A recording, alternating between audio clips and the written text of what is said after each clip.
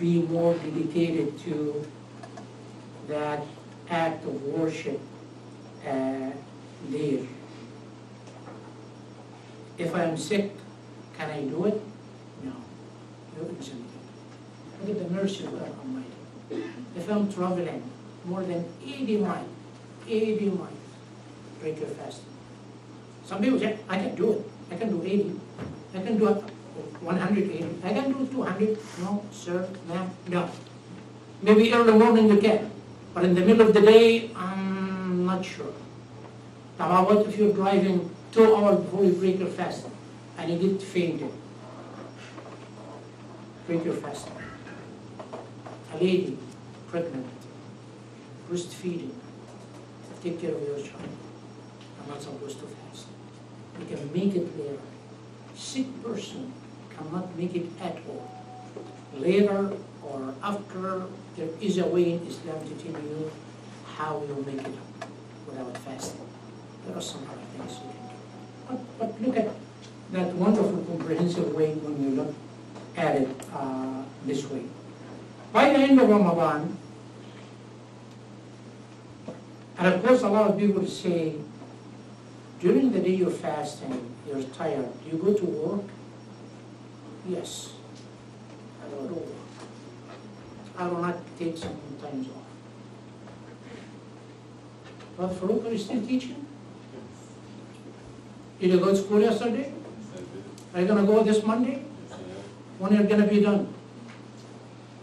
June 8th. But some Muslims are smart, would say, the last 10 days of the month of Ramadan, I'm going to take off from my work to focus on my acts of worship. This is my vacation. I love to do it this way. Some people say, I don't care whether it would be in one of those Hawaiian islands or somewhere else. No.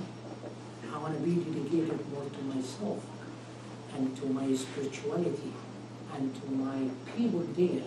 This is my very enjoyable time. And during the night, I do not go sleep. No. Tonight, if you would like to, you can join us. We're breaking our fasting together. 8:41. We'll wait for the Isha time, or the evening time, to perform the last of the 5 pillars of the Salah.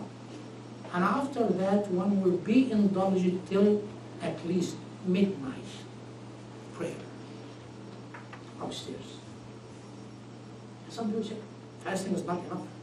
You have to extend this acts of worship till midnight. Yes. Because daytime fasting different from nighttime acts of worship. I want to have that comprehensive program working on me as hard as it could, as much as it could, as helpful as it could, in order to transfer myself to a different person, to a good person, to a dedicated person, to a person adhere to the teaching of Islam and the teaching of their religion. By the end of the month, each and every single one of us would have, I'm sure all of you are familiar with that concept, that self-assessment and self-evaluation. Say, how did I do? How much I have accomplished? How much I gained out of this? Did I do really well? Good. If not for any reason, I God willing, next year I will make up what I missed this year. But you have that very honest, precise evaluation and assessment to what you have done. And you celebrate that success. What we call it Eid al-Fitr. 3 days, if you can. Take some time off and you celebrate that Eid. Some even people would say, oh, I want to benefit from this more and more and more, health-wise. I'm a diabetic. I have either diabetes 1 or 2. So fasting the month of Ramadan, because it has been scientifically approved, it would help. Those people, majority from type 2 diabetes, some with type 1 diabetes, fasting the month of Ramadan is helping. It is helping. But you have to try, you have to consult with your doctor, with your specialist, how much of insulin you have to take, much of other medication, so on and so forth. So you would be aware of what's going on. And by the way, it is fasting in the month of Ramadan much, much, much easier than many other dietary programs. Some people will take upon themselves. Sometimes they are starving 3 days, nothing to eat or nothing to drink. And they are successful because they're losing weight. They want to be in good shape. They want to have good health. They want to do such and such. Month of Ramadan fasting much, much, much easier than those dietary systems. So if you're looking for something, to benefit from. I did not see any sign of saying enough of you, and we want to ask our question. I have a lot of questions for you to ask, so stop right now. With your permission, I have to stop. I have to keep quiet, and here's one questions coming.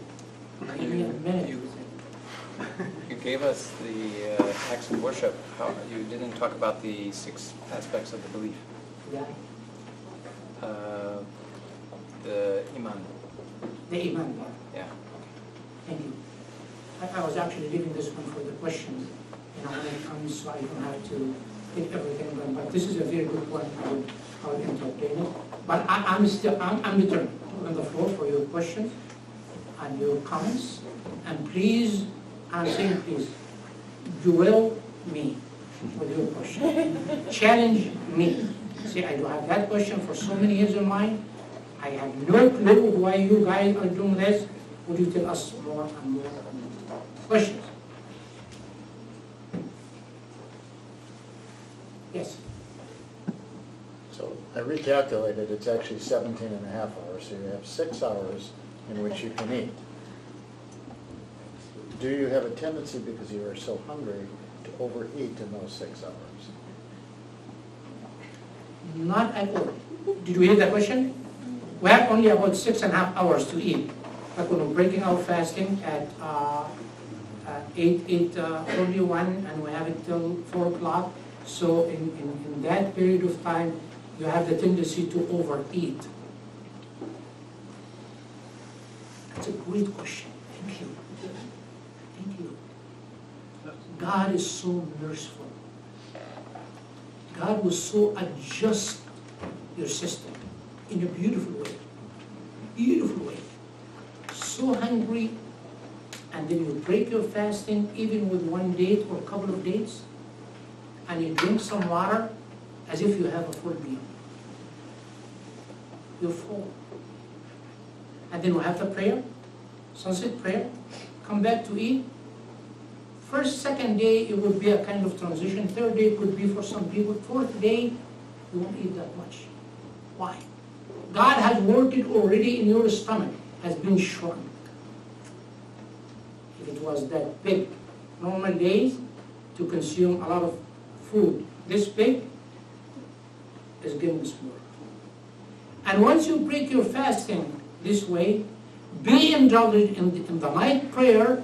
When you come to have the early morning to continue for the second day, you do not eat that much. I have consulted with many of Muslims who are fasting. Would you tell me what the meal you normally eat that morning before you start fasting? Guess what that meal is? Can you guess? Well, for me, it'd be 2 eggs and 2 sausages. Fair enough. Fair enough. For the majority of them, some yogurt, some milk. If you're interested in some eggs, some bread, it varies from one person to another. But again and again, it is a light meal. And you drink water, no doubt about it, as much as you can. Okay? And in the main meal, you do not eat that much. You avoid fat, you avoid those high-calorie things, junk food, and so on and so forth. You eat a good meal to help you sustain yourself and keep good. But overeating, even with the kids, go. We have many kids around here. Where's Hassan? Where's Abdul Basit? Upstairs? Tell him to come down here. I need them here. I need them here. All of them. Yes. Yes. So no. With the majority, I would say. Could be some exception. Could be some exception. But this is a wonderful question. God is so merciful. It can adjust for me a lot of things. Yes. Think of the Depression days here in America. What did you do? What did you do, Charlie? For Depression days here in America, when we did not have enough to I'm eat. not old enough to do that. I only look like it, no. What we read about it, not what we experienced. It was not, it was hard to get food for a lot of people. Yes, yes, I understand, understand. Yes, How young do children start fasting, and what do they do in school? great, wonderful question. In Islam, our kids are not responsible for any acts of worship till they reach the age of puberty. And you might say, why? Because it varies. Some girls would reach the age of puberty at 10 or 11, some of them 15, 16, some other boys in some school. When they reach that age, they are now in a total responsibility for practicing their deen, their Islam, as well as Islam. Here's what we do for our kids. Early on, as early as you can, you start training them. Like say, honey, you have breakfast? Yes. We're going to have lunch at school? Yes. Would you skip the snack in the middle? Or when you come back home from school, you had your lunch there, and you're waiting for dinner by 5 or 6, would you skip that snack between lunch and dinner? You train them as much as you can, as hard as you can, as early as you can, and they will be ready since they reach the age of puberty. Even before, they'll say, Mom, Dad, I'm ready. Say, no, wait. So you train them, because you have to train them. You have to be so merciful on them. You have to tell them what are the expectations from you, so you do it as early as you can, and they do. At school, that's a different story, because most of our kids go to private school, they do not go to Islamic schools, and they see their classmates there. Sometimes some kids would make fun of them, say, why don't you eat? Are you starving yourself? It's yummy. Have you tried this? That one sip of milk, you don't have to eat. All of these things. We have been communicating with the education system in order to teach the teachers, the administration, the staff, when it comes to fasting the month of Ramadan, would it be possible to excuse our children from going to the lunchroom, have some other activities somewhere else? And the majority of the schools have their answer with a positive way. Or have them away, on the other side if there is no other activities. Yet, still some kids, and our kids, sometimes they would make fun of those things and this and that and so on and so forth. Till the once of our kids will say, I'm not going to go to school. I can take it, Or, I have to have my lunch. I have to appreciate it. But it is a challenge. It is a challenge. Yes. More questions?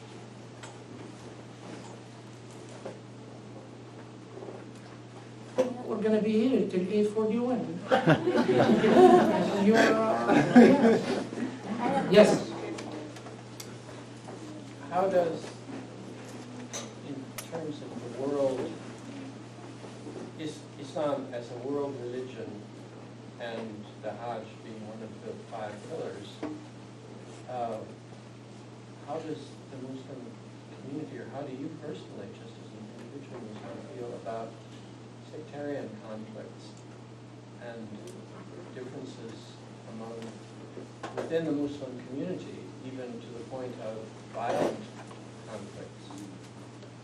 How is that reconciled if there is no overall head of the church comparable to the Pope in the Catholic Church or something like that? If you get the point of my question. I'm afraid I did not fully understand your question. If you want to It's just that apparently in the world there are conflicts between different communities within the Muslim community. Yes. And how do other Muslims that are not engaged in those conflicts feel about this taking place within Islam? Good question. Thank you. And as you said earlier, you can find this, Protestant, Catholic, this and that, within Christianity, even within the Judaism, within the Jewish people. Same thing within the Muslims. You find those differences, how you reconcile all of those differences, and so on and so forth. You know, we're human beings. We have to take it this way, and those differences, you'll find them, and even some conflict, you'll find them. And since day one of the creation of mankind, since the time of Adam and Eve in paradise, eat or not to eat from the forbidden tree.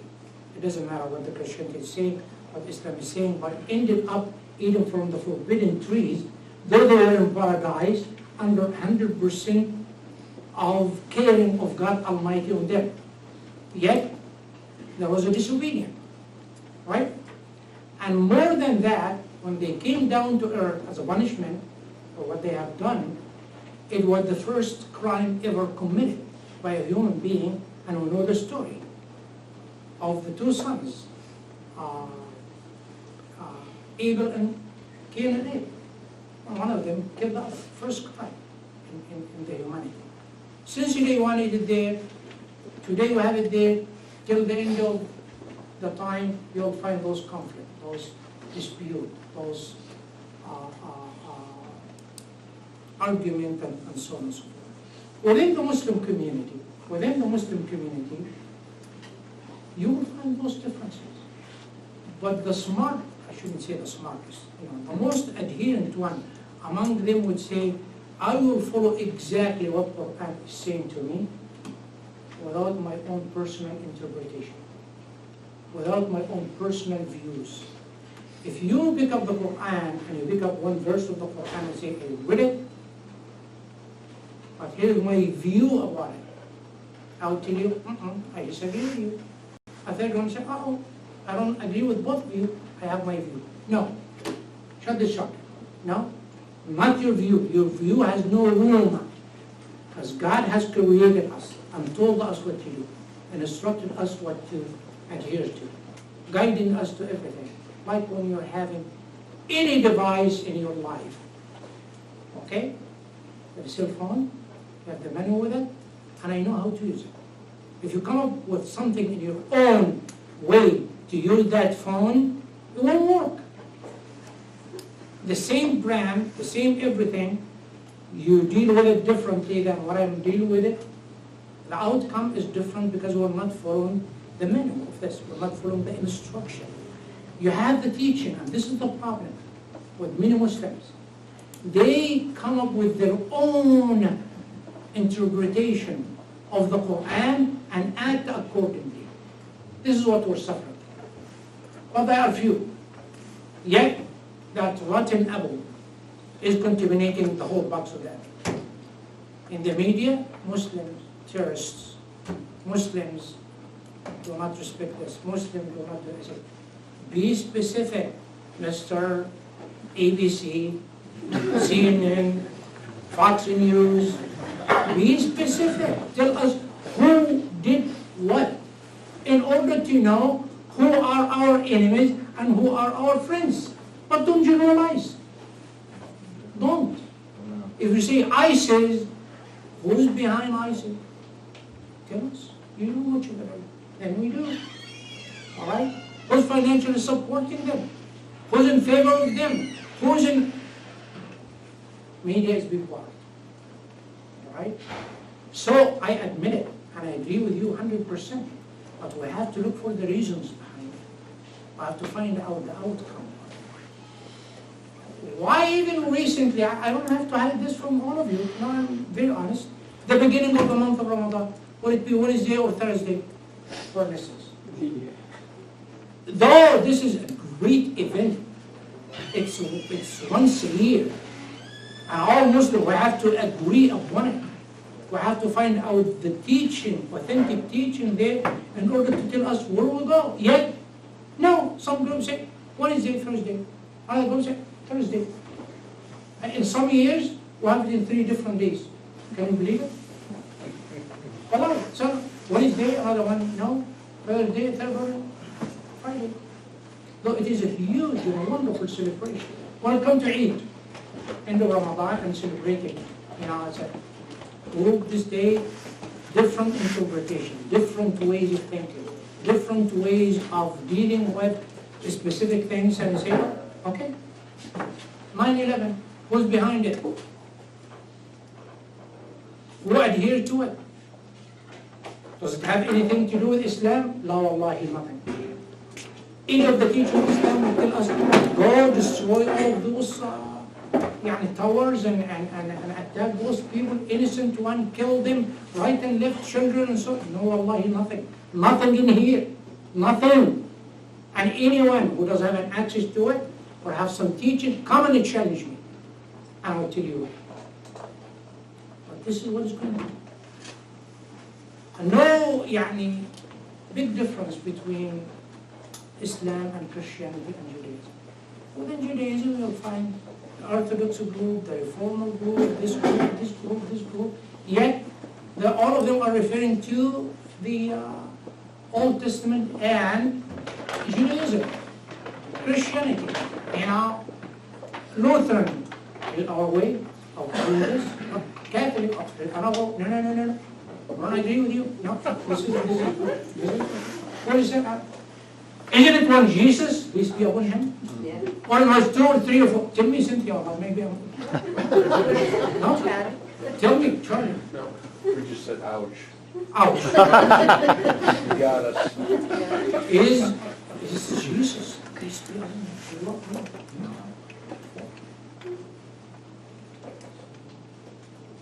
Yet, some people would do this. Good question. Thank you. More? Yes. What does the month of Ramadan commemorate or celebrate? What does the month of Ramadan commemorate or celebrate? Can someone help me understand the question? Maybe Is there a historic event that is memorialized by Ramadan, or is it just a concept of faith? Does it memorialize something of a period of history? Or an event? Not really, but if you read the history of Islam and the biography of the Prophet of Islam, you will find major things happening during the month of Ramadan. And Muslims really commemorate those things and celebrate them and study them and benefit from them and draw many lessons out of them. I can tell you about one major thing happening when the Prophet of Islam moved from Mecca to Al-Medina, migrated, established the first Muslim state there under his leadership. As you remember when I told you that the first pillar of Islam was prescribed early on, and then Salat was here, and then Siyam after the migration to Al-Medina, and Zakat, and so on and so forth. The first pillar of Islam, second, third, and fourth, was actually preparing the Muslim community for a major battle to take place. And how they would be indulged in such a battle, how they can defend themselves, how can they do the best ever. It was mainly when they left Mecca, the disbelievers in Mecca never let them relax. They were after them mainly to eradicate Islam from the face of earth. It was against them that they were worshipping idols in Mecca. Sacred House does have 360 idols. This was totally against their belief, totally against their dignity, against their style of life. Muhammad got to be killed after him personally, his family. Anyone adhered to Islam, coming to Islam, living in Islam, they say, oh, they left Mecca now? All right, fine, we'll follow them in Medina. And by the way, they put very harsh, nasty, brutal conditions for anyone who would like to leave Mecca to go and join Muhammad. You're leaving, okay. For you in particular, leave your wealth. For you in particular, no business with us anymore. For you in particular, your wife is not going to come with you. For you in particular, none of your kids are going to come and join you. For you in particular, your wealth, your money, your kids, your wife, including yourself, are going to stay here. That's the brutality. So they were after him. On the 17th of Ramadan, they prepared a huge army. Number more than 1,000. Very well equipped. Everything. Horses, shield, swords, everything. Coming to Al-Madinah to fight Muhammad, get rid of him, get rid of Islam. How many adherent to Islam under the leadership of Muhammad at that time? Can anyone guess? 315. Very much less equipped in everything. So for any analysis, not even from an average person, not with any military expertise or anything, who would be winning this battle? Huh? Who would be winning? The bigger army. The bigger army coming from Mecca and defeating Muhammad.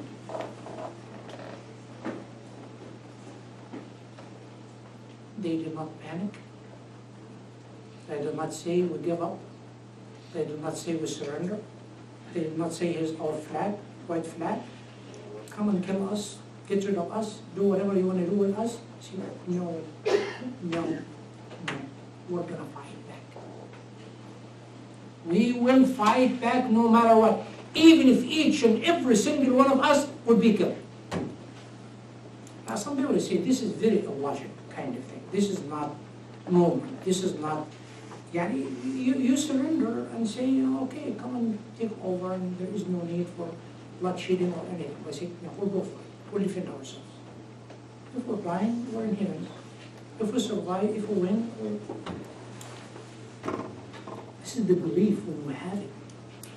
Deeply, deeply, deeply penetrate your heart and your mind and your soul. You have a cause.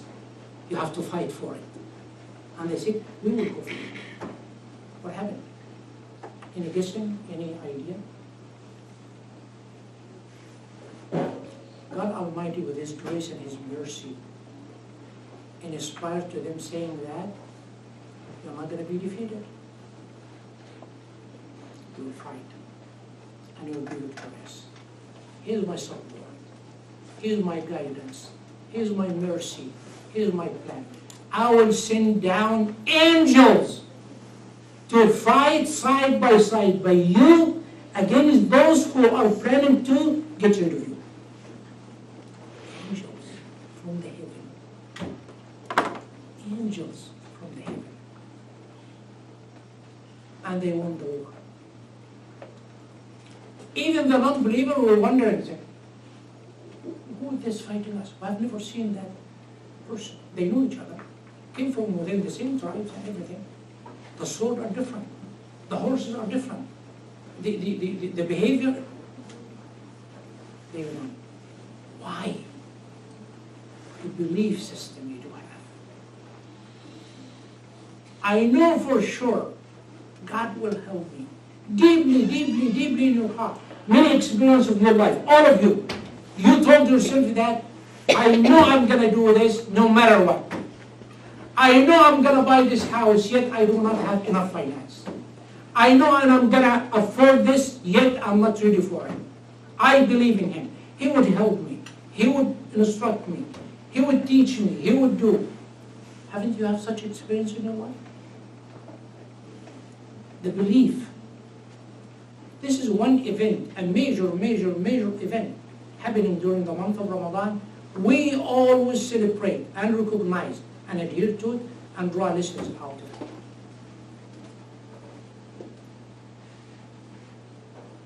We are 1.7 billion Muslims, 1/5 of the world population.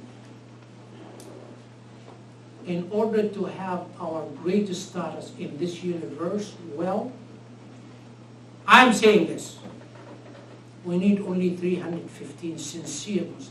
That's it. I'm declaring this in front of all. Only 315 sincere believers work for Islam, and we'll see all of those differences we're talking about totally eliminated. but 315, 100% sincere, dedicated, believing, faithful. Ask them to do whatever they want to do, and they will do, and they will be victorious. That's why every Ramadan we remind ourselves of this. I don't believe in that 1.7 billion. What did they do? What are they doing? Defeated everywhere. Defeated everywhere. Humiliated everywhere. I don't have to hide it from you. I don't have to. But this is the reality. Each and every single power are taking advantage of them. Yet, they do have all the resources of the whole world. Oil they have, mineral they have, silver they have, all resources in the land they have, everything they have. They have Islam, yet they are in the lowest status. The belief is not there. Enough of this. Enough of this. We still have about 9 minutes. You can entertain my question. Here is one coming from the corner here. You need Abu Basir, he's right there. Do I? Abu Basir, right there. Thank you for coming. What you are doing upstairs? What you're doing here now? You have a question? We need you in here. You have a question? You have a question for the young man? We always challenge you. Alhamdulillah, the boss. I thought you meant that I have a question. Okay. How was your Ramadan, Abu Basir? Pretty good. Are you fasting? Yeah. Did you break any of those days fasting? I think only one. Only one. You couldn't make it. It's okay. I sort of forgot. Oh, you forgot. You're forgiven. You're going to do the rest. Hassan, are you fasting? How many days so far? About 4 or 5. How old are you? 10. 10. How old are you, Abbas? 12. What is Hamza? Are you fasting? Did you have your lunch? Are you hungry? I know you are. We're going to give you food in a few minutes. Thank you. Thank you. Yes. So why do we fast during the month of Ramadan versus another month? Is there a particular reason? Why the month of Ramadan? Why not the month before? Why not the month after? And so on and so forth. If you look at the lunar calendar, each and every single month of them, the 12, has a specific significance. Like Dhul Hajj, it's the month of the pilgrimage. Like Ramadan, the month of fasting. Another month, the month of such and such. Another month, the month of such and such.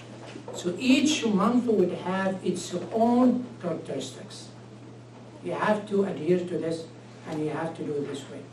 I thought actually when you were asking about